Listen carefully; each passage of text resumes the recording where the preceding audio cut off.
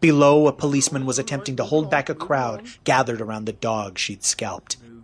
It was you or me, we both know that. Sophie grunted and heaved the frantic dog to the street. It patted uselessly in the air before landing head first on the road with a muffled, pulpy splat. Onlookers screamed and fell back. I found myself thinking about how I never liked Flock of Seagulls, or the Eurythmics, or The Cure. I like the Beatles. Well, she's so clean and cool, she could be in the Beatles. Yeah, she walks and talks so cool, she could be in the Beatles. Krista fell to the broken asphalt and rolled in pain as the AI bound itself to her, gene to gene, atom to atom, blood to blood. She saw 2,000 years of its judgments, saw every human and AI condemned by this entity of purest right and wrong. Desperate not to be overwhelmed, Krista fought back. Aided by the wolf, she bit and tore into the AI, refusing to show throat. Now hurry it up, or I'll send you down the hard way. Messenger hastily picked up the pace, jumping down the last few rungs. He gave the area a quick sweep, yelling back, "Looks clear, boss." While hardly a ringing endorsement, the others wasted no time in following. The Priam systems had powered up the emergency lighting, providing just enough illumination to see without enhancers. Not that there was much for any of them to see in the gray metal-encased airlock. "You must jump," Red Day whispered. "I can't protect you now, but if I have time to recover, I might be able to bring you back." That didn't sound promising to Krista, but an arrow shooting by her head changed her mind. She rolled off the dam and fell for long seconds before hitting the churning water below.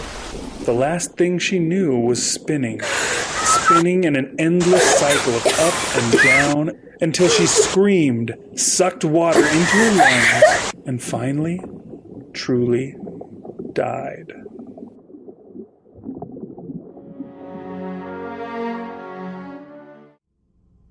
No, the silver was crawling up his face, cresting over the eyelid and writhing inside. Harlan screamed. No! His hand reared back, the spike aimed for one last stab. When powerful hands accustomed to millwork and the blade of an axe clasped and squeezed until the spike fell free. Tom held his father more gently then, when Harlan began to sag. Tyler's eyes betrayed him, winking closed even as his father's did, for the last time. He may have dreamed the words. Goodbye, son. This is no natural storm, she said. Look, there, where the streetlights have failed. Jeremy moved out, staring into a darkness that was more than the absence of light. Then he saw it. It drifted forward, one with the mist, towering over the nearby cars. The creature was a pale image of a woman, with colorless hair draped down its back, wearing a flowing dress. The rags of its dress and hair tossed in the wind. A grief-ravaged face of haunting beauty seemed to focus on the horizon. It was as if the rain and mist had taken their own mournful form. Wouldn't it be kinder, a mercy to let it go, unnamed and forgotten? Allow it to fade, and I will personally escort it to the peaceful shores of oblivion. Vengeance fixed Death with a scowl. Uncle, pray do not mistake me for my mother. And anyway, I've already named him. There will be no fading or forgetting, and assuredly no mercy for him or me. The king looked closer and saw, indeed, his niece had anticipated him. He sighed. It was a good name. A true name the animal bore. So be it, he said.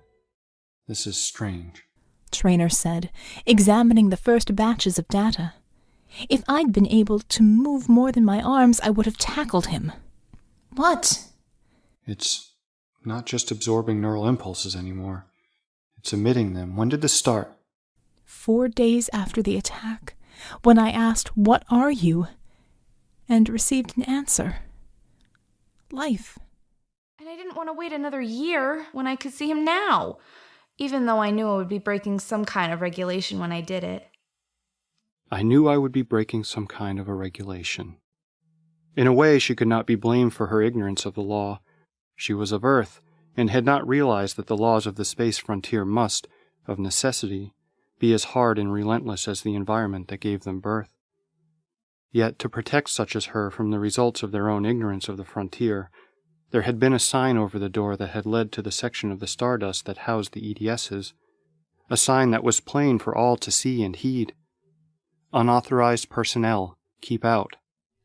Does your brother know that you took passage on the Stardust for Mimer? Oh, yes. I sent him a space... So what? I'm not the police. Maybe people like you should have been out there protecting them. I just needed a material. People die. People are very good at dying.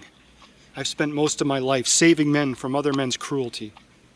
I could build back Philomena out of 1,000 dead girls, and I'd still have helped more people than I've harmed in my lifetime. The mechanical woman moaned, a deep sorrow that washed over Mordecai. He stumbled forward. She's alive. Oh, my love. How do you feel? Do you remember me? Is it really you? Philomena blinked, her eyes finding focus and searching, moving to Agent Kicklepenny, then the condor, the workbench, and finally the skeletal arm. She pulled against her restraints. Careful, my love, don't hurt yourself, pleaded Mordecai. She looked at him with narrow eyes. Her mouth hung limp, a sliver of drool hanging down. Her limbs bucked and one arm came free. Get back, said the agent. She looks strong. She could be very dangerous. I don't care, said Mordecai. But the woman pushed away his advance. Her hand pressing him back, she tried to speak.